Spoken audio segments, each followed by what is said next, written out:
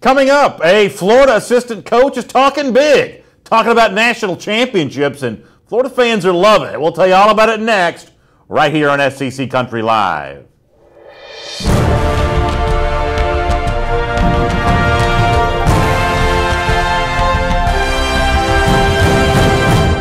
Hello, everyone. Welcome to SEC Country Live. My name is Brandon Adams. This is the former Alabama All-American Mike Johnson. Mike's got a terrible case of senioritis. He's off to Daytona this weekend for the big race there. He's already thinking about that, and his number seg Martin Truex Jr. hoping to get there and get the checkered flag there on Sunday. Just try to stay with me today if you can. Try to stay focused on football before you turn your attention to the gearheads. That one foot is trying to get out the door. I'm trying to bring it back. We're going to talk some football. Now, how wild are you going to get at Daytona? Is this a wild time? I mean, you're engaged now. You can't really do that like you used to. I'm hoping there's not going to be any videos posted, if that makes sense. That's a good enough gauge. But if you are going to Daytona, take a video of the big guy here. We'd love to see you here in SEC Country Live. You mentioned talking to some SEC football. Obviously, we'll look forward to doing that with you over the course of the next 60 minutes. We start the same way every day. It's our first and 10. It's the big news items around the SEC. And item number one on our list involves the Florida Gators. Gators fans like big talk. It's what Steve Spurrier became famous for. It's something that Urban Meyer seemed to back up every single year. With the transition here at head coach from Jim McElwain to a former Meyer assistant in Dan Mullen, well, the idea of big talk is being embraced around Gainesville once again. As Gators athletic director Scott Strickland has said, for Dan Mullen, this is a guy who's got high expectations for himself in the program, and he doesn't mind those kinds of expectations being voiced. Here's what Strickland once said about Mullen in that regard. He is not afraid to be aspirational. There are leaders who are afraid to put themselves out there because if you put a high bar and you don't reach it, you're worried about being criticized. And Dan, his confidence is at such a level that he knows the expectations here are going to be to win championships. So don't hide from it. Talk about it. He's going to be judged. All of our coaches here are judged based on their ability to win at that level. Scott Strickland says that's something that Coach Dan Mullen embraces.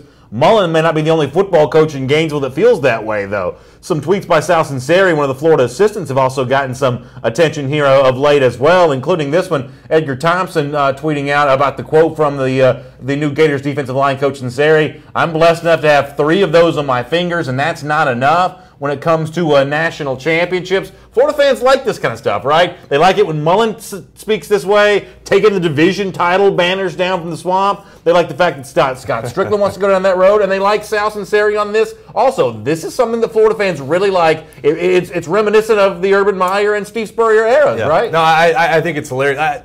I love Sal. Sal was on the coaching staff when I was at Alabama. He's one of those guys that is edgy, that he's businesslike, knows how to get things done. And listen, the bottom line is he knows how to coach defensive line. He's coached some of the greatest pass rushers, not only in college football, but in NFL history. When you look at his track record, Sal Sunseri is a guy that knows how to get things done. And we've mentioned this a couple times that there's just not a lot of places in college football when you can actually say things like this, and it actually means something. Florida, it's like we said last week, Florida is one of those places. So I have no problem at all with a guy in Sal Sunseri who coached against Florida when he was at Alabama, coached against Florida when he was at Florida State, won national championship rings. I have no problem with him stepping out in front of Gators fans and letting his feelings known about what he expects. Of course, in the comment section, people are already reacting. Steve Sanders says, talk is cheap. Diedrich Frazier says, by the way, Diedrich's a Georgia fan, he says, what are they smoking on this new Florida staff? So obviously, folks who are not Florida fans may respond to this a little bit differently than Gators fans do. And going back to what Steven Sanders says in the comment section about talk being cheap, it's not necessarily cheap if you A, back it up, or B,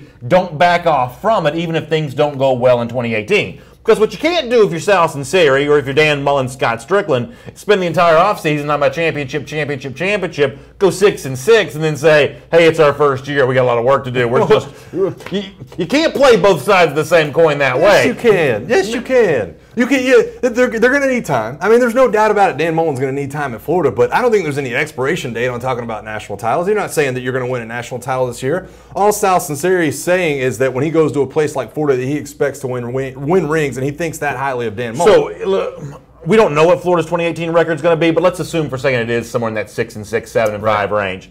I'd much rather you talk about championships after it's over, saying, any of y'all who don't believe, get off the bandwagon right now because we think this team's going to do something. Start the year by saying, you know what, we're going to have some growing pains. We're going to have to learn some things here. We've got some guys who we got to sort of train up here. Talk about that before the season. But don't give me the big talk first and give me the backtrack second if the record is not commensurate with that, because I won't speak for you, but for me, I think there's a very good chance that this Florida team in 2018 is a long way from any kind of championship. Yeah, I think Justin Haggard puts it best, and I'm assuming he's a Georgia fan in the comment section. You got to put out the dumpster fire before you start talking about championships, and maybe that's true. Maybe there is something where you at least need to get on the field before we start talking about national titles, but I think when I look at a guy like Sal Sinceri and I look at a guy like Dan Mullen, who has been a part of national championship teams, those guys have national championship rings. So I don't think of it as that much of a stretch. Yes, they're talking about national titles. Yes, they both won national titles. Florida's a place where you can get that done. I think this is kind of puffery, and I think it goes back to recruiting like we always talk about. Okay, but here's the thing, though. I'm actually going to defend Florida in this regard.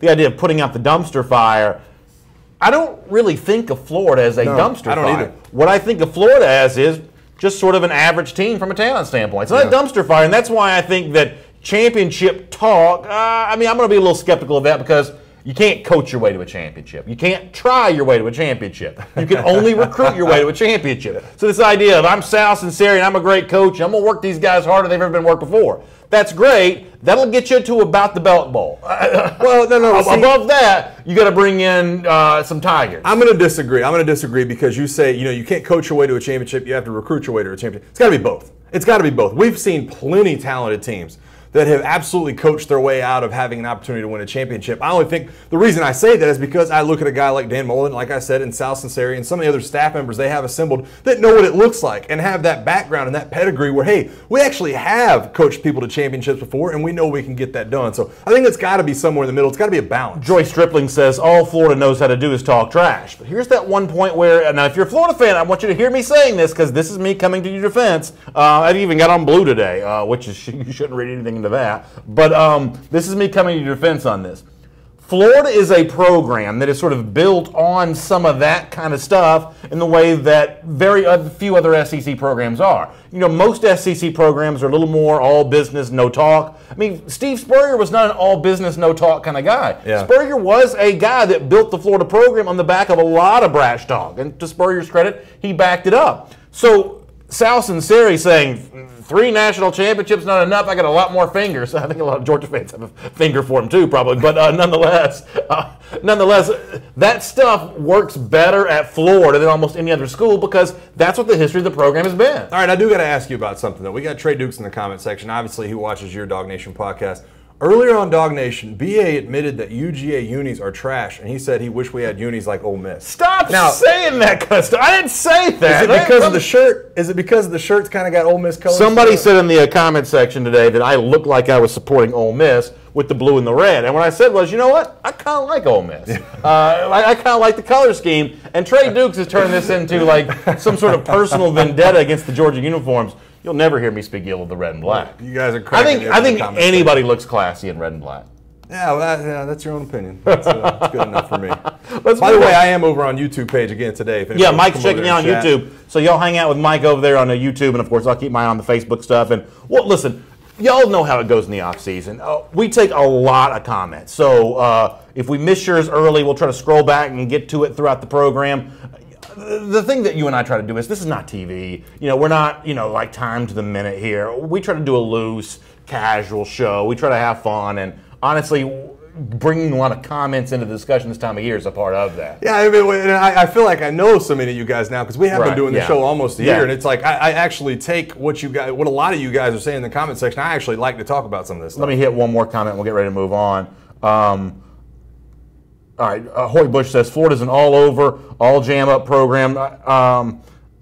So Mullen has, actually, I'm not quite sure what Hoyt's saying there. So let me try, after all that with the comments, that one may not have been my easiest one to read on the fly, but I promise you we'll take a lot more comments throughout the program here today on SEC Country Live. For now, though, let me move on and look at item number 2 here on our SEC Country Live first and 10 list. And I'm going to go down this road again. Tennessee fans are going to hate it. This is one of those moments where I feel like I am right and Vols fans are wrong. I don't like some of the stuff that Philip Fulmer's saying as Tennessee AD. I want to try to make my case here, and you can tell me if I'm making too much out of this. So here's what we do know. Robert Gillespie is out as Tennessee running backs coach. He's moving on. Let me show you first here a line from Blake Morgan from SECCountry.com in terms of kind of what goes down here with Gillespie, who in addition to being the running backs coach, was also a pretty significant member of the recruiting efforts for the Vols under previous coach Butch Jones, was going to be the only holdover for Jeremy Pruitt. And what Blake Morgan wrote at SECCountry.com was that SEC Country had done some excellent reporting. A little patting ourselves on the back there for that one, but I guess we'll go ahead and take it. SEC Country had done some excellent reporting to find out that it was a mutual decision between Gillespie and Tennessee. Now, that's a line from Blake Morgan, SEC Country, about Gillespie's leaving, and it's a, quote, mutual decision. None of us believe that. You're a Tennessee fan, you don't believe that. When a guy leaves a job this close after National Signing Day, and we're not sure yet what his new job is, that is never a mutual decision, okay? Yeah. Nobody ever says, you know what, this high six-figure paying job I had, I'm going to decide to walk away from that job. Nobody mutually decides to leave a job at that point in time the way that Robert Gillespie did. But that's the story that Tennessee wanted to tell, and it's probably partially to help Robert Gillespie because that's how coaches do. My guess is the source for that may have been something close to Jeremy Pruitt. I don't know that for a fact, but someone near Pruitt wanted it to make it seem like that Robert Gillespie was a sort of a mutual decision to part ways. But then Philip Fulmer speaks at a Knoxville Touchdown Club event. Right. He's asked about Robert Gillespie, and this is what Philip Fulmer said. Take a look at this. This is a big boy's business. He understood. He was very professional. We talked yesterday. It was simply a matter of Coach Pruitt doing what he thought was right for his program. And Robert. Robert was fine. Robert's okay. He didn't like it. I'm not saying that. But he's okay. He understood it's a big boy business. Now, this may come across as unfair because Philip Fulmer's telling the truth. But that's not the truth that Tennessee wanted out there. Otherwise, they wouldn't be telling other reporters this was a, quote, mutual decision. Am I wrong for saying that Philip Fulmer has got to keep his mouth shut? Listen, I think that's definitely a way to look at it. I think Tyson Kiever over here on the YouTube page says Fulmer is trying to build a case for National Assistant Coach of the Year this year. It's like that's so perfectly worded right now when you think about the entire situation. And I know that it seems like the last couple of weeks, the last 3 weeks, we really have kind of gone in hard on Philip Fulmer and a lot of these radio interviews that he does in Knoxville. And I'm not going to go in as bad because this is a Touchdown Club event. And although he knows the press is there, this isn't like one of his radio deals where he goes on and he knows he's speaking to thousands of people. Oh, I don't know what the difference would be. But with all that being said, Philip Fulmer, you talk about that guy being professional. What you're doing, talking about him being professional, is unprofessional. It's unprofessional for you to come out and say, man, he took it like a big man. He wasn't happy about it, but he took it like a big boy, and he was a business. That's not you being professional. That's him being professional and you being unprofessional. The way I see what way Philip Fulmer dealt with it. Now, let me play devil's advocate on my own opinion here. There's a possible viewpoint where you'd say, well, the source who says the mutual decision was obviously lying. That person's in the wrong. Fulmer's, at least based on every one of these situations I've ever seen play out, Fulmer's probably telling the truth, therefore the truth is always its own defense. I guess that's maybe the case, but I sort of lean back on the place that Jeremy Pruitt most recently worked at Alabama, where Saban only allows one voice for the program.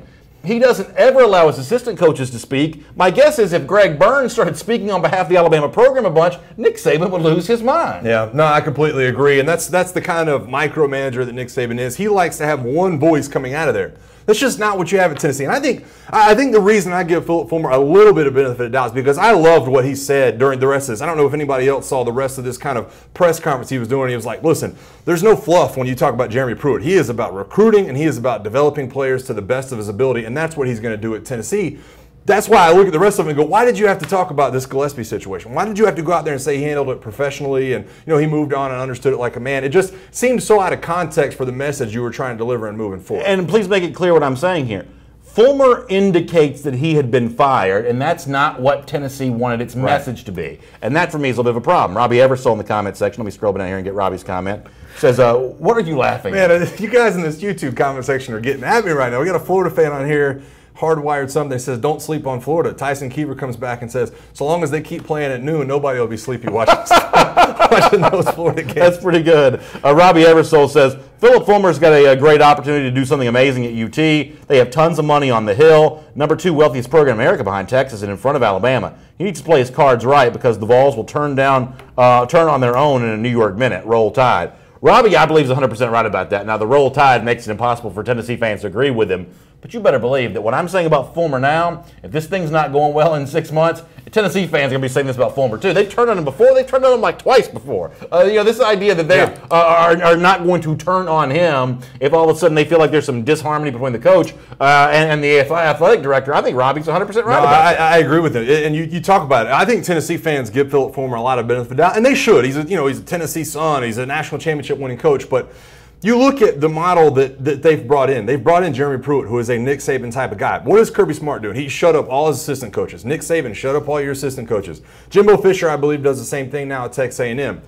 There's a point where Jeremy Pruitt's going to be like, listen, I understand what you're trying to do. You're part of the brand of Tennessee. You're helping us out, but you've got to quit talking in some of these instances. Chris Farrell says, and this is when the wheels fall off for Phil and Pruitt. I don't know if it starts now, but it's a warning I'd be careful of.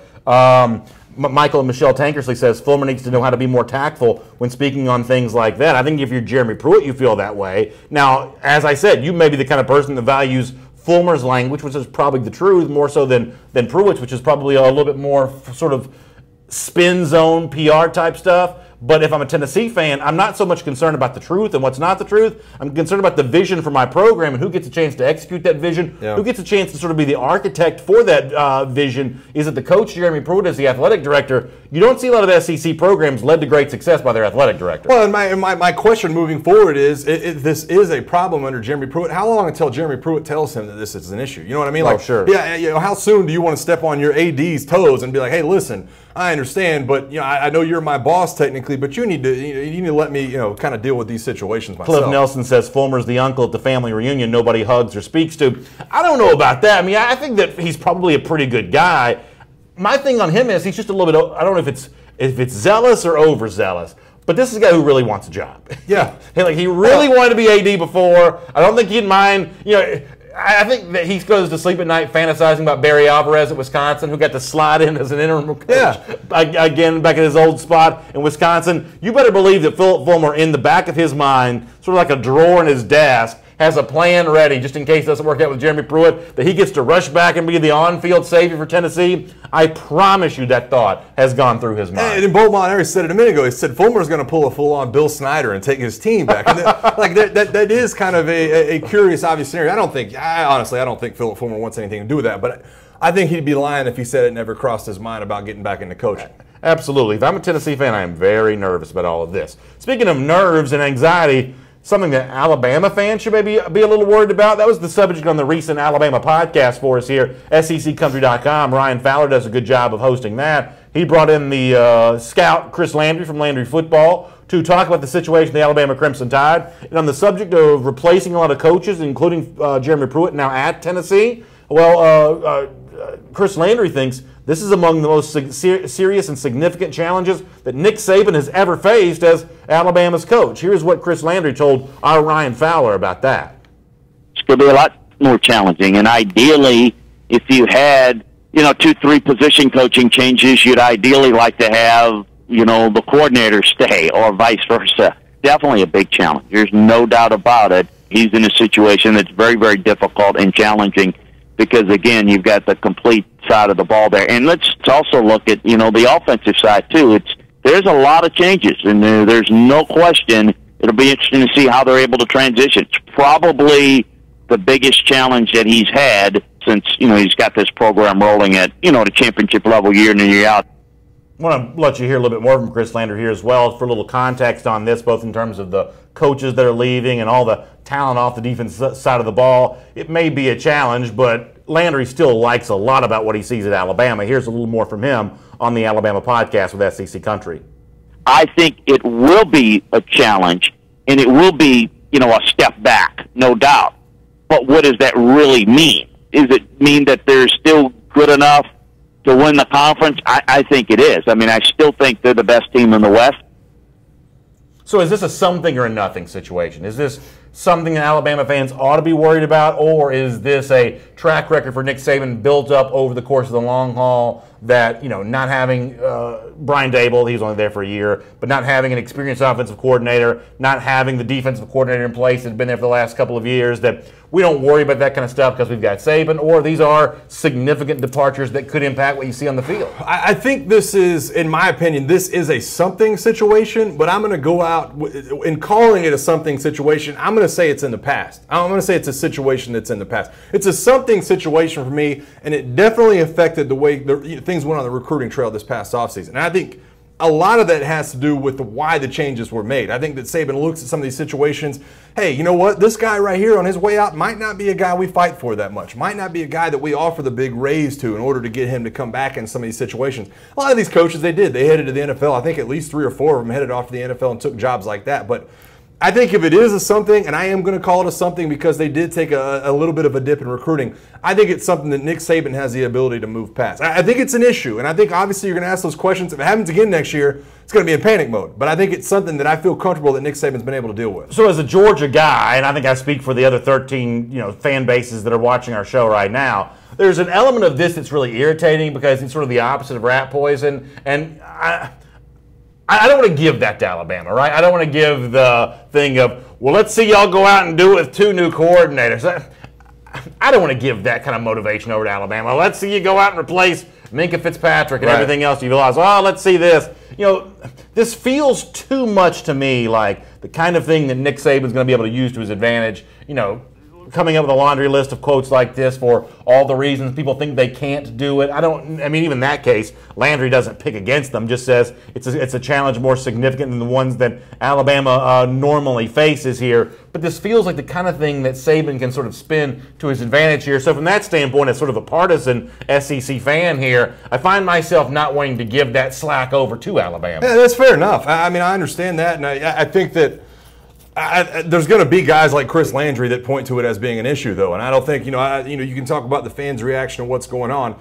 It's an issue, and the last thing you want to do when you have a quarterback situation like they're going to have in spring practice is be dealing with a new quarterbacks coach and a new offensive coordinator in some of the situations they're going to have. It is going to be an obstacle to overcome.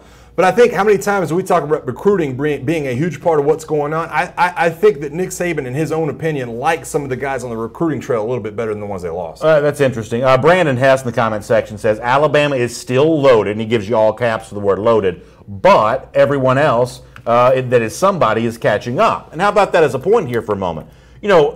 Up until recently, the second most talented team in the SEC was LSU. But LSU under Les Miles was fatally flawed. They didn't have a modern offense. They didn't really have an elite quarterback. So it's great if you're Alabama to say our stiffest competition is LSU, but LSU wasn't playing the same brand of football most of the other elite teams in the country were. Yeah. You're almost getting off easy in that case with LSU because LSU wasn't doing offensively what it could have been doing.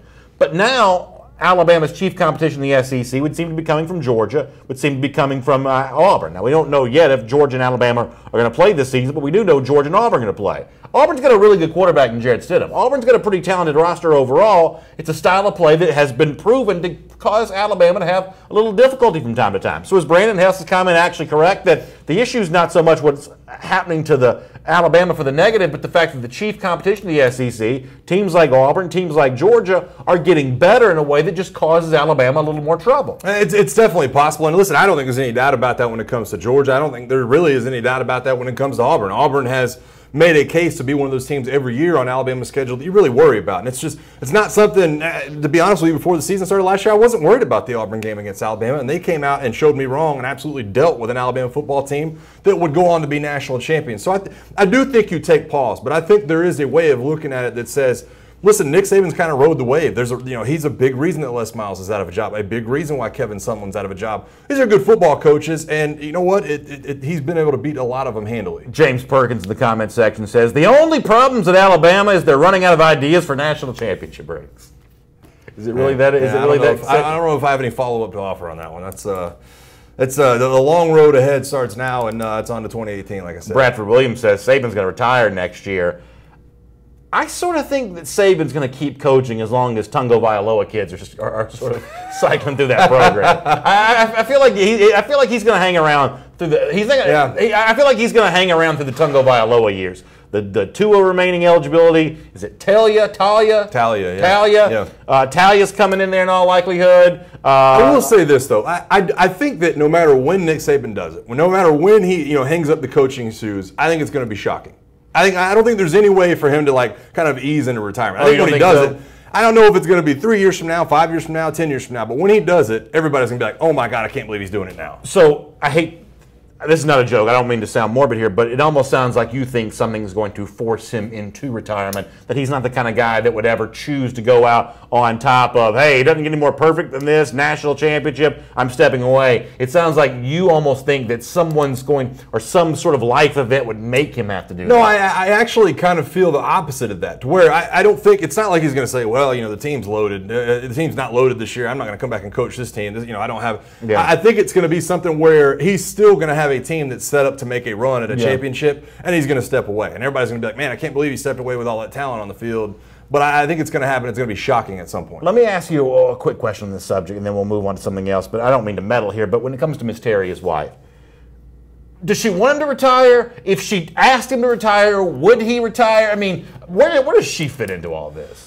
It's a great question. I think that I'm sure she likes having $10 million coming in every year. Well, I think, listen, I don't think they're going to be hurting for money anytime soon. I mean, this guy owns 5 Mercedes-Benz dealerships. Yeah, I dream of one day owning a Mercedes. He owns a Mercedes dealership. That's a very different zip code. Very different zip code. I don't think he's hurting for money anytime soon, but I think there does become a point where maybe behind the scenes there does become a health issue or something along those lines. I think that's the only reason Terry would ask him to step away. If there was something that she just said, you know what, you're not as young as you once were, I'm worried about your overall health, let's take a step back. Robbie Eversole says Alabama's going to hire great coaches. We have the money in T-Town to pay men to leave where they're at, move their families, win championships at Alabama. Saban's going to get it done. There's a good enough coaches that want to tutor under the best in the game and get that big check. It's just not that simple. It's just not. I think you can look at teams that have hired championship caliber coaches that just haven't panned out. You can bring in every coach you want to. I mean, how many times have we seen the best coach on the market, the best coach on the open market go serve? I mean, I remember when Will Muschamp was hired at Florida. I mean, he was the best coach available out in the open market, and Florida went and got him. It just didn't turn out. It's not that simple as saying, man, we can pay anybody to come. They have to actually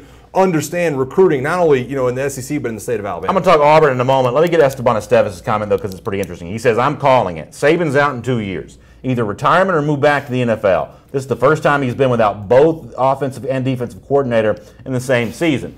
What if it's like 9-3 for Alabama this season? That could happen. I mean, their over-under total in Vegas is going to be about 10. So the idea that you went 9-3, that's not the most shocking prediction in the world. It's probably not going to happen, but it could. 9-3, and you're also like 8th in the country in recruiting next year. At that point in time, you're kind of moving off that national title line. Yeah. Would he be motivated more to sort of stick around and get it done, or does that become a signal that, maybe our run has sort of passed us up here, and we've gone from being the best team in the country to being among the best teams in the country, and that can be a big difference. The Bama guy in me wants to say, you know what, man, he's going to stick around and make sure he sees that one through. The guy that knows the coaches, though, in here, I've met a ton of coaches, and those coaches feel like they have a 10-year window. A lot of coaches feel like they have a 10-year window that, man, really, after 10 years, sometimes it becomes numb to a fan base, sometimes it becomes numb to recruits, and sometimes there's just a lot of younger guys with a lot more energy, and that's one of the things that's going on right now in the recruiting landscape. Item number 4 here in our SEC Country Live First and 10 is about the Auburn Tigers, and I think this is a really great piece from Justin Ferguson, who does a great job covering Auburn for SECCountry.com. And this really gives us, whether you are an Auburn fan or you're just interested in Auburn, interested in how the SEC shapes up, this really gives us something to think about when it comes to Auburn this upcoming season. If you'll remember back 2017, this was an Auburn team that got off to a slow start, right?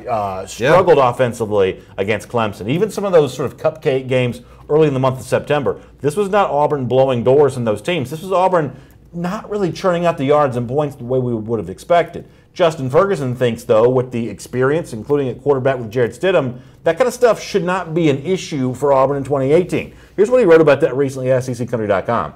Tigers didn't drastically change after Clemson last season. They just improved with experience. With a lot of that experience coming back in 2018, there shouldn't be any excuses or any Clemson-like performances this fall. I think Justin Ferguson's piece on this, and I would encourage you to read it at SECCountry.com. I thought this was really interesting and really something to kind of think about for Auburn, that if you get off to a slow start again, you've almost got no ready-made excuse for that. It just seems excessively problematic. Is there confidence that because of the experience, including at quarterback, bringing back Chip Lindsey's offensive coordinator, that Auburn can avoid that slow start for 2018? Yeah, I think I look at this a couple of different ways. First of all, the week 1 matchup at Washington, to me, can go one of two ways. You can say, man, that's going to be a really tough game for them to start off with. I mean, they can't start slow. If this is an Auburn team that starts slow, well, they're going to be in a bad way.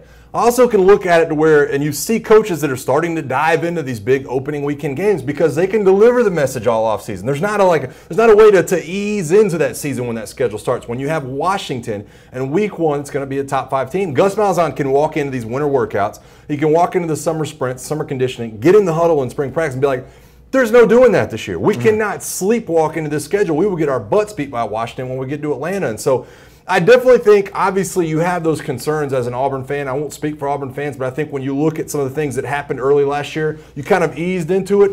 I don't think they have that opportunity to do that this year. I think a lot of focus is being put on this opening game. Brandon Larmore says Auburn always starts off slow. They beat a good team or two and cry, then they miss the playoffs. You lost 4 games. Go sit down. So obviously Brandon's got his problems with Auburn there. But to go to your point about the Washington game, given the fact that offensive-minded head coach Gus Malzahn just signed a gigantic contract extension, if they were to play poorly offensively against Washington, I mean, let's face it. Huskies had a pretty good secondary a couple years ago, but we don't really think of Pac-12 teams playing the same brand of defense we see played in the SEC. If they're not scoring points in Atlanta against Washington, win or lose, if they're not scoring a bunch of points, that is not a good look for Gus Malzahn. Yeah, it's not going to be a good look. And listen, this is a stacked Washington team. They're going to be good. I don't want to brush them off like, they're from the Pac-12 that Auburn should just walk in there and beat them. This is, I said it the other day, I'm not sure what the number is. I think they returned 18 starters from last year's team. They're going to be incredibly talented and well-seasoned. So there is a point to me where I say Auburn should score points, but let's not act like Washington won't be a top 5 team and really a championship caliber level defense. But Auburn is in the top 5 of every single one of these, like analytics, projections, FPI, S&P, all the other abbreviations you want to think of. None of us know how this stuff is tabulated, but the people that do it are like mathematicians. And in terms of like preseason projections for 2018, Auburn's in the top 5 of every single one of those. So this idea that Auburn's looking at a grizzly bear in Washington, some sort of mountain that can't be climbed, that's not the way Auburn ought to be approaching Washington. No. I'm not telling you it's going to be, Auburn is a 2-touchdown favorite or it's a 2-touchdown win, but Auburn should not be, and I don't believe they are, scared of Washington. Well, here's how I'm kind of approaching it, and let me put it in Alabama terms so I can try to relate. I'm looking at the Alabama versus Louisville game. I think Alabama's favored by like 28.5 points. Yeah. Something crazy like that. They're going to win by 40. Exactly. I look at that game and I say, man, if Alabama doesn't win by at least 3 touchdowns, I'm going to be concerned. I don't feel that way about the Auburn game. To me, the Auburn game is go in there and get a victory. It's a top 5 team. I don't know what kind of defense you're going to have from Washington or what kind of offense you're going to have from them, but a victory in that game to me will be a victory. I'm not going to look at it and say, man, the strength, they only won by 3 points, they only won by 7. A victory in that game is going to go a long way. Yeah, I think so, but it's also the kind of game I think Auburn should feel like it has a chance to win. They definitely will. And they should win the game. I just think when you talk about opening that game, talk about the offensive linemen they lost off last year's team, talk about the running backs they lost off last year's team, I don't think it's going to be a cakewalk. I think once you get past Washington, and then you can say, okay, now we can settle in. But you have to win that game in week 1. Terrence Collins, who's a Georgia fan, by the way, comes to Auburn support saying Washington doesn't play defense. They should be able to put up points and win. So there you go. Even Georgia people are saying that about Auburn. Let's do item number 5, by the way. Speaking of the Georgia Bulldogs here on SEC Country Live, and this is a bit of a personal thing for me. I'm kind of curious what you think about this because every day in the comment section, I see the same thing. And frankly, it's the comment section is really the only reason why we're even doing this topic. This idea of how good the Georgia seniors were for 2017, how much they gave the Dogs. Well, nobody was more aware of that than Georgia coach Kirby Smart, who back in the month of November when the season was still going on, knew just how special this group had been and how much they had provided the university. Here is him back in November talking about how valuable the Georgia seniors had been. Take a listen. At the time, I don't know, I kind of expected most of those guys to stay. I mean, they probably needed to. They needed to develop. They needed to get better. Needed to improve. And I think they've done that. I think more important than that, they've got something now they would have never had if they left then. Think about the taste in their mouth if they were sitting out there watching this team do this. Now, we would have struggled without some of those guys, but with those guys deciding to return, they're part of history that they would never have been. They're in a senior class that's in the 10 most winningest senior classes with a win tonight, and they got a chance to move up next week. So I think it's special. You don't ever get to have a senior year, and every guy I've ever been around in the NFL, they all say it's never the same. So you better enjoy it as long as you can, because when you play at the next level, it's not the same. There's no passion and love and energy for your team like that. So that's Kirby Smart talking about those seniors, guys like Nick Chubb, Sonny Michel, Lorenzo Carter. You want to add the junior, Roquan Smith, Davin Bellamy. These were all guys that came back to Georgia, that provided Georgia with great success, and now they're gone. Mike, every day in this comment section, I hear from fans of other SEC teams who say, yeah, Georgia's got so much to replace, whether it be percentage of production from the year before or just overall returning starters. Georgia's going to have a real problem on its hand trying to replace those guys. There is, however, a metric that suggests maybe something different than that. I thought that Chip Patterson at CBSSports.com did something kind of interesting. He looked at the last 5 years of recruiting rankings for every team in the country. He averaged them up, and he decided who then are the most talented teams in the country on the field for 2018 if you use the recruiting rankings. And what you see from him here is that Georgia actually comes in third on that list, behind Alabama, who they're obviously trying to chase, whose average finish of the last 5 years is 2.2. Ohio State's ahead of the dog as well, whose average finish the last 5 years 3.6. But with an average recruiting class over the last 5 years of fifth best in the country, Georgia the third most talented team in the country, despite the fact that it did lose a huge crop of seniors. How much better should that number make Georgia fans feel? Let me tell you why I don't give any credence to this list. Okay. And listen, for all I know, Georgia could be number 1 on this list. They could be number 5 on this list. I look at them as a very talented team. So I'm not trying to take away from Georgia when I say this, but I think CBS, they missed an opportunity the way they did these calculations. Let me list. First of all, it's a 5-year range, so you're going back to 2014 recruiting. Let me list off the guys at Alabama that I know were in that 2014 recruiting class: Cam Robinson, Deshaun Hand, Marlon Humphrey, Rashawn Evans, Rudy Jones, Josh Frazier, Bo Scarborough. Those guys aren't out of Alabama anymore. Yeah. And the same thing goes with the Georgia team. Trenton Thompson, I would assume, Roquan Smith might have been in that 20. Yeah. Those guys aren't there anymore. And so I think that CBS could have done a better job of digging into this and saying, okay, what were those stars? Who were the 5 stars that are left? Who are the 4 stars that are left? I'm not saying Georgia's not the third-ranked recruiting class, or the most talented team. But when I look at some of the players, look at that defensive line from Clemson. Look at some of the players that Clemson's gotten. They had a very good recruiting class. Florida State has been incredible over the last 5 years recruiting. I think there's a different way to go about this and say that there are very talented teams, including Georgia, in this top 5, and not have to go all the way back to 2014's recruiting. Well, the one thing to point out here, though, when it comes to Georgia, though, the more you go back to the past, the more you actually hurt Georgia's ranking. That's what I'm saying. They could be number 1 or they could be number 5. The more you factor in like 2017, which Georgia's number 3, 2018, which Georgia's number 1, that actually helps Georgia. And I guess the point that I'm getting to here is I would never pretend from a Georgia standpoint that replacing Chubb and Michelle and all these guys is going to be easy. It's obviously incredibly difficult. Bill Connelly from footballstudyhall.com has done some great writing on that point of just how challenging it is to replace a huge percentage of your production either on offense or defense. What I'm going to tell you is I'm going to trust an overall composite talent rating as a team that's going to find some production. What was Georgia's total rushing yards for 2017? Whatever it was, I don't think the 2018 number is going to be all that different, even though the names are different. Okay. What was Georgia's overall sort of like sack total, passes broken up total, defensive ranking? Whatever it was, my guess is it's not going to be dramatically different in 2018. Yeah. It's almost like, and this is a dumb cliche, I trust the name on the front of the shirt more than the back of the shirt. Yeah. That's true for a team that has been good, staying good. It's true for a team that's been bad, trying to get better. It's really, really hard to outpace your previous production. And in Georgia's case, I think it's actually kind of got that in its favor. Yeah, and it goes back to development, and I bring the development word up a ton on here because obviously you're a little bit more on the edge of the recruiting rankings than I have been. And I look at development because I was one of those guys. I was one of those guys that got developed, and that's why I look at certain teams and say, are they within striking distance? That's kind of where I gauge some of the recruiting rankings. Yeah. That's why I've been a little bit higher on Florida than most people have. That's why I've probably been a little higher on LSU, not just burying LSU. But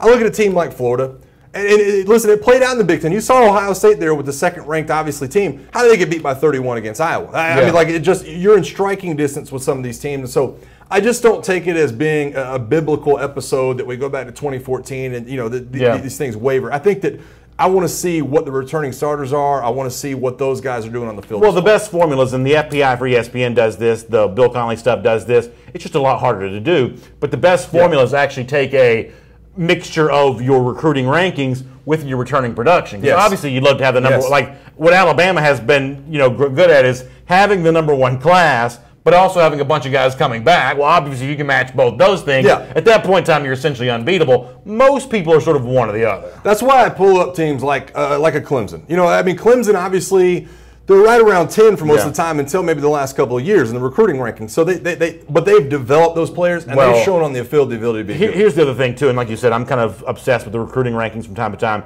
What recruiting obsessives know about Clemson is that their class team rank is always subject for misinterpretation because I don't know why this is. I don't know if this is an ACC thing.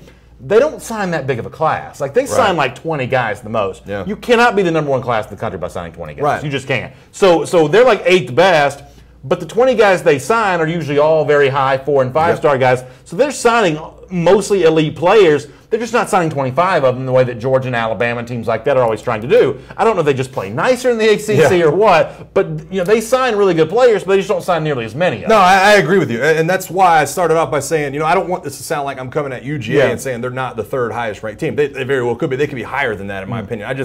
To me, when you talk about recruiting rankings and kind of putting it in a 5-year window and finding the average, that's just not, in my opinion, the best way to come about finding the most talented team. Couple comments here. Brandon Hess says, I think Georgia's going to get off to a slow start this year. The amount of starters that's left is going to be interesting to see how they are replaced. See if the depth is going to be there. Because the guys replacing the starters are great players, but the guys that'll be the backups this year are very unproven. Mike, one of the places you may see that maybe more than anywhere else is the running back position. Georgia signed the nation's #1 running back in Zamir White, but if he plays at all during his freshman season, it's probably not going to be until the second half of the year because of the fact that he got hurt.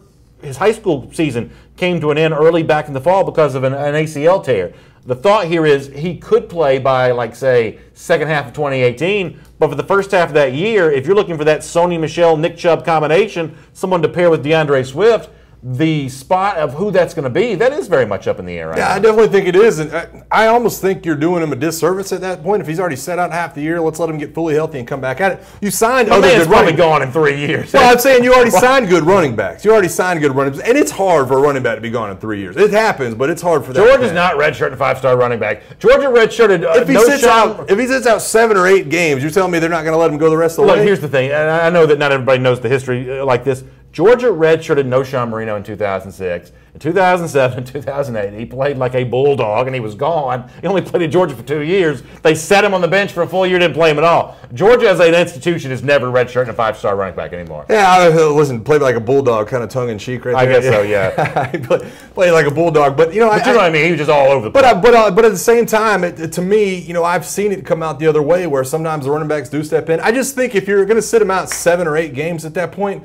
let him go the rest of the distance, get fully healthy, and come back at it the next year. Jamie Bailey, by the way, says, speaking of the running back situation for Georgia, excited for DeAndre Swift to have more of a featured role this season. Also excited to see what James Cook, that's Dalvin Cook's brother, and Zamir White, when he gets there, excited to see what they can do. Don't forget about Elijah Holyfield as well, Jamie Bailey says. For now, though, let's switch gears here, talk about the South Carolina Gamecocks. Right up number 6 on our SEC Country Live first and 10 list. And a little praise coming the way of the Gamecocks for their recruiting efforts. Maybe one of the more overlooked stories from National Signing Day. That's what one Sports Illustrated writer thought. Joan Neeson is the author here, giving some praise to Will Muschamp for what he's been able to do. Let me show you here kind of a cobbling together of a few sentences from Joan on this. That being in the top 20 again, evidence that Will Muschamp is not just riding the coattails of the previous regime. First of all, that's 1,000% true. Muschamp's a much better sort of manager of that program than Steve Spurrier was at the end. But Joan goes on to say Gamecocks landed 3 of the top 10 in-state prospects. I thought this was interesting. The same numbers Clemson did. So South Carolina matching Clemson there in-state for right now. And Joan suggests that the Gamecocks might be able to make the Bulldogs' road to Atlanta uncomfortable. Once again, that's Joan Neeson from SportsIllustrated.com praising South Carolina for the recruiting efforts. Of course, Will Muschamp on National Signing Day sounds like he agrees with Joan. He thought his team improved based on what happened last Wednesday. Take a listen. We got better today, and I'll say the same thing every year. We'll know about this class in 2 or 3 years. At the end of the day, football's a developmental game, and The recruiting process is the evaluation, the recruitment, and then the development when they get on campus. And that's the process that we're in right now as far as that's concerned when they get here. So listen, I absolutely think that what Muschamp says there is 100% true. I think what Joe Neeson wrote is 100% true. I think it is sort of an overlooked story. I'm not telling you that South Carolina is ready to take on the world and win the national championship in 2018 or even the next couple of years, but they are getting better. As a program, they are way better than they were as recently as 2015 when Steve Spurrier was still there. Yeah. I do think Muschamp's doing a really good job in Columbia. I absolutely am on board with Will Muschamp. I think that he fits perfectly right now, and I think more than anything, South Carolina actually fits Will Muschamp more than Will Muschamp fits South Carolina. I think when you look at a 19th rate recruiting class, that's very good. I think you look at South Carolina and say, man, that's at least holding serve, if nothing else. Here's why I hate this article, and here's why I hate this opinion.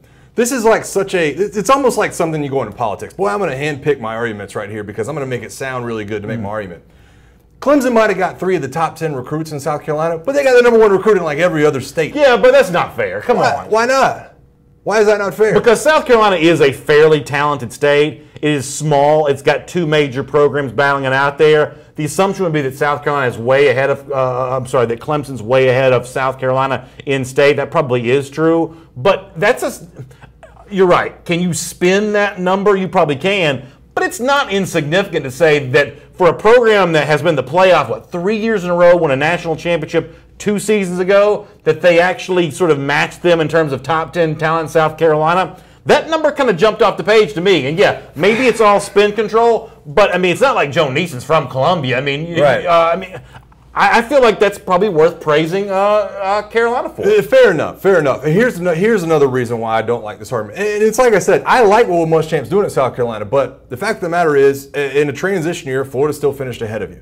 Georgia finished with, and Will Muschamp's talking about 2 or 3 years down the road, we'll know about this recruiting class. 2 or 3 years down the road, there's going to be half the Georgia recruiting class is gone. I mean, they're going to be out. We talked about Zamir White a minute ago.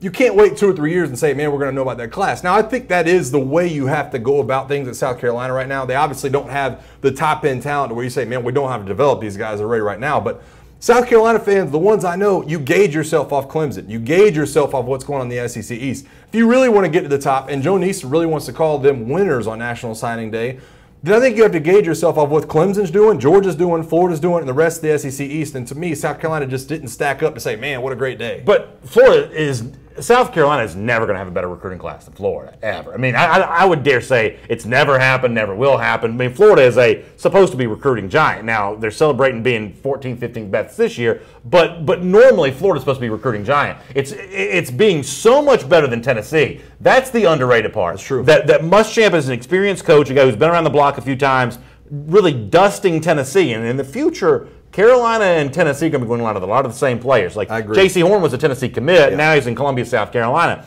That's why it's sort of an underrated recruiting story is people paid a lot of attention to Tennessee because of all the 5-star visitors that Jeremy accrued there in his final few days before signing day. But Will Muschamp actually signed some guys, and it's a better class than Tennessee. I'm not telling you it's in the same neighborhood as Clemson, but, man, that's a tough battle for South Carolina to wage, given the fact that Clemson as a program is so hot right now.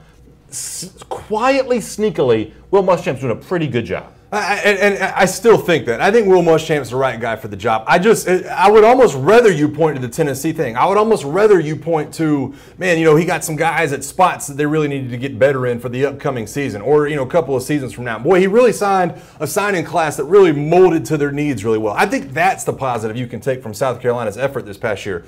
Don't compare them to Clemson with me, not right now. They are on a high. I mean, they're running away with it. So let's not act like Clemson and South Carolina pulled even in the recruiting rankings. It's only in the state of South Carolina, and obviously Clemson probably could have yanked some of those guys if they wanted to. By the way, to go back to earlier about Dabo Swinney not signing large classes, India Anderson says Dabo doesn't sign big classes because he handpicks the guys he wants for the culture of his program. He only wants the right fit, not a boatload of guys that won't mix with the culture at Clemson. So there you go. Yeah, and Tyler Mann comments on the YouTube page. He says South Carolina could very well have a better recruiting class than Florida in a couple of years if Muschamp can continue to build up that program. Yeah. Maybe he can coach his way into a stunning victory over Clemson. Maybe they can roll that into some recruiting success. I still think that, obviously, like you said, Florida, I mean, they're just, when you talk about nationally recruiting, they're always going to be at the top. By the way, I know we're super late here, and we're going to get out on time. I can promise you that. But can I go back to one other comment as well? Steve Weaver, who's one of our regular commenters, ripping me in the comment section. Michael, would you mind showing the graphic again from the CBS Sports thing of the most talented teams in the country? Do we still have that? Can we see that on the screen once again? So Alabama's at 1, Ohio State's at 2, Georgia's at 3. What Steve Weaver's mad about is, and I don't want to go too deep. Steve Weaver, he's an Alabama fan. He's an Alabama fan, yeah. What he's mad about is that he says I'm a Georgia homer for using that graphic, that story, as a Georgia story instead of an Alabama story because Alabama ranks number 1 on that list. Steve, how many times do you have to have somebody tell you Alabama's the most talented team in the country? Like, does it have to be about Alabama every single time? We're going to do another Alabama topic in a moment. Does every single thing have to be about Alabama? Yes, Alabama's on top of the list. Do you have to have me point that out for you to notice? Yeah, I don't know. They're the reigning national champions, so I guess there's one way to go about that. We got the number up there. Everybody's happy about that now. Kidding. All right, so Steve, we're going to be talking about Alabama some more in a moment, and it's a positive story for the Crimson Tide. We'll do that in a second. Before that, though, let's talk about LSU here for a moment. Item number 7 on our SEC Country Live First and 10 list. And this is not an issue specific to LSU, but Nick Suzz, who covers LSU, did a good job writing about this in relationship to LSU. It's probably worth bringing up that reports have been out there about declining attendance in college football, and one of the schools that's been hit by that is LSU. Here's what Nick Suzz said in a recent piece at SEC Country in terms of how this has impacted the folks in Baton Rouge. He says, for the first time since Tiger Stadium expanded to fit more than 100,000 fans in 2014, LSU didn't reach that around mark in average attendance. Playing Alabama, Florida, Ole Miss, and Mississippi State on the road doesn't help this, but the point remains. LSU's home attendance dropped 2.9% in 2017. The national attendance drop is 3.2%. Now, we are weird people to talk about this because we are college football obsessives. Our audience, weird people to sort of relate to on this because whether you go to games or not, you're a college football obsessive as well. But the numbers here seem to suggest that some people who used to be really interested in college football have somehow got less interested in the sport. Why do you think that is? Well, first of all, let me point out that LSU's drop in attendance is actually lower than the national average drop in attendance. It's 3.2% on average. LSU this is by no means an LSU issue, but the LSU writer just did a good job of covering. Yeah, I agree. Here's kind of the way I approach this, and I saw this topic pop up on Twitter, I guess yesterday or the day before, and everybody's like, oh man, what are we going to do? What are we going to do about it? This to me is like such a non-story. This is such a non-issue for me. Let me tell you why this is a non-issue for me. The fans that are fans of LSU, they might not be going to the game, but they're still watching at home. And guess what? Those numbers, TV ratings are down too. TV ratings not for LSU games in particular, but for every sport in general, TV ratings are down. But here's still the way I feel about this. The numbers that the SEC network and everything else, they're still doling out record numbers as far as like advertising revenue and the revenue goes.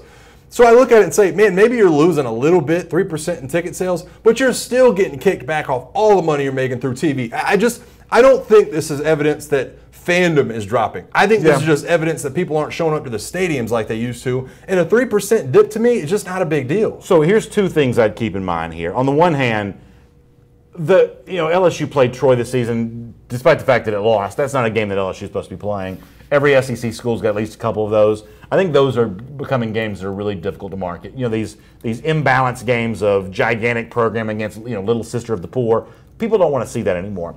Here's the other thing I'd be concerned about from a college football standpoint. You're right. TV ratings overall are kind of going down for sports. Attendance is kind of going down as well. So this is not uniquely a college football issue. But here's, if I was in sort of the czar of college football, here's what I'd be concerned about. The list of teams capable of winning a national championship is getting smaller and smaller. Yeah. And the fans are getting more and more aware of, when you look at Alabama, who is the reigning national champion, all the resources it has at its disposal, including a roster that's almost twice as talented as the average college football team. If I'm a fan of, like, say, Missouri, am I less interested in knowing that even in my own conference, I don't really have that much of a chance? No, see, that's an interesting take, too. And I think Greg McElroy actually brought that up on Twitter yesterday. And obviously, a lot of people were having interaction with him. And I actually I don't completely disagree with the premise. But to me, there's been more longevity in teams that have been in the national championship picture. And I mentioned this last year. When Auburn lost to LSU last year, in any other year that there wasn't a championship, back when I played football, they're out of the national championship conversation. You cannot be talked about anymore with the close loss to LSU and the loss to Clemson. You're not with the playoff now, though. All of a sudden, you can still talk, man, Auburn, 2-loss SEC team. Can they do this? Can they do that? Can they make their way in? It seemed like we were coming down to the end, and there was still 12, 13 teams that really were in the national title picture. So overall, yes, some of the middle tier teams around college football, maybe that's where the attendance numbers are going down. But the teams at the top, to me, that have always been in the conversation, I think they're in the story more now than ever at the end of the year. All right, let's do item number 8 here on our SEC Country Live First and 10 list. And this is, to me, is just fun. You know, the debate that's been out there really ever since December was who belonged to the college football playoff? Was it Alabama? Was it Ohio State? Well, after the Iron Bowl, Nick Saban weighed in on that. Even though his team lost to Auburn, he still thought the Crimson Tide was playoff worthy, and here's what he said at the time. You know, I think this team deserves the opportunity to get in the playoff by what they've been able to accomplish and what they've been able to do. Certainly not maybe in this game, but I think the team we play tonight is a very good football team and probably one of the best teams in the country. They've won 11 games. Not very many teams are able to do that. And I really don't know what all the scenarios might be where we would have an opportunity to do it. I'd certainly like to see this team get the opportunity to do it, and I think they deserve it. They got the opportunity. They made the most of it, won the national championship at the expense of Ohio State. Ohio State fans still bothered by that. Peter Burns, the SEC network analyst, having some fun at the Buckeyes' expense on Twitter on Valentine's Day with his own romantic poem here. Roses are red, violets are blue. Ohio State lost to Iowa by 31. That's all. So, listen, we talked about before some challenges the sport has. When the greatest debate of the previous year is between Alabama and Ohio State, two of the biggest programs of all, that's a pretty good thing for the sport right there. That's a fun thing, these two programs who almost never play, but always seem to be talking about each other. Yeah, and it goes beyond that. Honestly, it goes beyond just Alabama and Ohio State. You really have Big Ten versus SEC right now. You have a lot of people talking about strength of schedule and how many FCS teams or FBS teams are playing on each schedule, and it goes beyond that. And it's been an interesting argument to kind of follow. And when I read Peter Burns' tweet, boy, everybody underneath is like, man, the Big Ten bowl record was 7-1. We're going to ride that. I could not think of something that matters less than a 7-1 bowl record for a conference that didn't send anybody to the championship. I mean, can you imagine if the two slots in the SEC went down? Alabama's playing somebody in just the Cotton Bowl or something like that. Then all of a sudden Georgia's playing somebody somewhere else. It's going to be an argument that nobody's going to win. It's going to continue on, and I think the only winner actually might be the state of college football fandom. Item number 9 here on our SEC Country Live First and 10 list. Auburn's been great on the basketball floor as of late. Beat Kentucky on Wednesday night. Things are rolling, and well, I guess the football team kind of getting involved here a little bit as well. Take a look at this video captured by our SEC Country crew there on Facebook of the Auburn football team. Some of the players anyway, at least, dancing a little bit with the Auburn cheerleaders here. This is quite a scene here. Take a look at this. More like dance team than cheerleaders. But those are Auburn football players who are kind of doing this. Not the most, I guess, nimble dance moves here, but I mean, I wouldn't do this. You were a football player at Alabama. Would you have danced on the court like this? I can't say that I would have. Now, I will say this. I'm impressed with their moves. I think they did it well, and I think I think I approached this in a lot of the way I think you approached Eli Manning in the Super Bowl commercial, where, man, I don't know if I'd have gone on the Super Bowl commercial and done the cha-cha. Right, yeah. I think that's the way I look at this. I could have never pictured myself doing this at halftime in Coleman Coliseum when I was in college, but listen, I love the fact that Auburn as a whole, not just the football team or not just the basketball team, that university right now, boy, you talk about people that are excited about that. Look at that. Oh, my God. That was a big deal. That game was a big deal for that school. You got to do like a basket toss or something. The fact that the football team, the football players wanted to be a part of it, I'm not going to dock them too much. That's something I would have done, but I'm not going to dock them too hard and make fun of them too much. Yeah, they're having fun. Yeah, they got out there and they got after it. And it's like I said, look at this. Look at that toe touch. Yeah, that's a big man doing it. That's a big 300-pounder. That's a dancing bear right there. I'd like to see a list of actually who all these players were. They put some time in here. I mean, this was not something they just ran out there and made fun of. I mean, they knew this thing top to bottom. Good for them. Yeah. How about that? Yeah, I don't quite know what to make about that, but they're certainly braver than I would be. Speaking of Auburn, let me also make them the subject item number 10 here on our SEC Country Life First and 10 list as well. And I realize that nobody else cares about this but me. I do totally get this. But I feel like there's a needed follow-up to the conversation we got into yesterday. By the way, Auburn beat Kentucky in basketball. But the issue here was Bruce Pearl saying that Auburn fans need to be nice to Tony Barbee, the former Auburn head coach who's now a Kentucky assistant. And I didn't know it yesterday at the time of kind of like what Barbee had done other than just be a bad basketball coach. Well, come to find out, maybe he was a little bit more than that. Brian Stoltz wrote a piece for SECCountry.com about Barbee's relationship with Auburn. I'm going to show you here what Stoltz had to say about that. that in terms of being asked to show respect to Barbee, Stoltz writes, any inkling of respect would be more than Barbee showed toward Auburn. What Auburn received was a pompous man who thought he deserved the same status as his former boss being John Calipari. He's from that coaching tree. He was unearned arrogance wrapped in expensive suits. What a great line for somebody that I had never even hardly heard of before yesterday, and now we've talked about him 2 days in a row on SEC Country Live. Can Auburn fans boo that man, please? Yeah, well, I think it is interesting, too, because we talked about yesterday, it was kind of a broad topic. Man, do you boo a former coach when he comes back?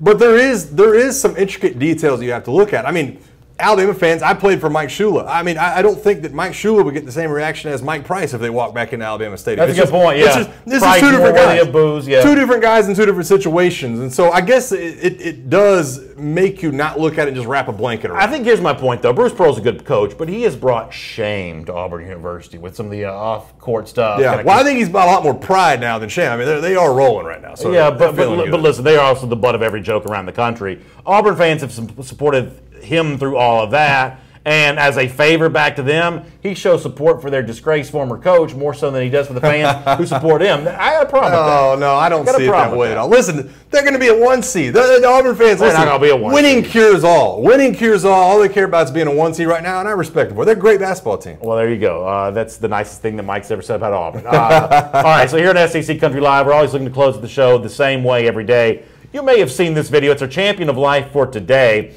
From the Olympics, one of the Olympic athletes doing one of the most athletic things I've ever seen, but I'm not quite sure what the value in this really. You've maybe taken an escalator before, but you've never quite ridden an escalator like this. So why is this person doing this? I also don't know what country SUI is. Is that Sweden just spelled weird? Switzerland or Sweden? Is it? Yeah, Mike, our producer, all of a sudden he acted like he knew what it was. then he started to doubt himself. He wanted to say Sweden until I brought up Switzerland. See, Mike's not Mike, our host, but Michael, our producer, is one of these fancy private school guys who's been to like every country in Europe before. So he was about to jump in there and be all like hoity-toity about his knowledge of Europe. Then he couldn't decide if it was Sweden or Switzerland. Yeah. Let me see the video again, because the point of this video. Is this cool or is this just like useless talent? No, I think this is cool. Listen, I've seen people fall over the other way and not ride it up, and I always make fun of those people, so I'll give this guy some credit. I'm going to date myself with this reference, but this almost feels like a David Letterman stupid human trick more than anything else. It's like, it's great that you can do this, but the guy that's riding the right way is going to get to the top before you are. Yeah, no, I think it's just something you purely do for videos. In a world of clicking likes and little hearts on Twitter and Instagram, this is what you do these days. That is a pretty amazing accomplishment. No, I think it's cool. I definitely couldn't do that. Listen. It's a lot more physically strenuous than that Auburn dance. I'd have a broken tailbone or a broken leg or something on the way down. Hey, do us a favor. If you like the show, you want to hear the full thing, one of the great ways to access it is through our podcast. It's up for you on iTunes and SoundCloud. Just search for SEC Country Live. You can find that there. Also, share the show with your friends on Facebook. Let them know we're talking about the SEC each and every afternoon, at least Monday through Thursday here on SEC Country Live. And to our YouTube audience, Mike's hanging out with you. Thanks for watching the show there on that venue. We'll see you back here again on Monday, at least I will. Mike's going to be off on Monday, but back with us again on Tuesday. So we'll see you next week for more episodes of SEC Country Live.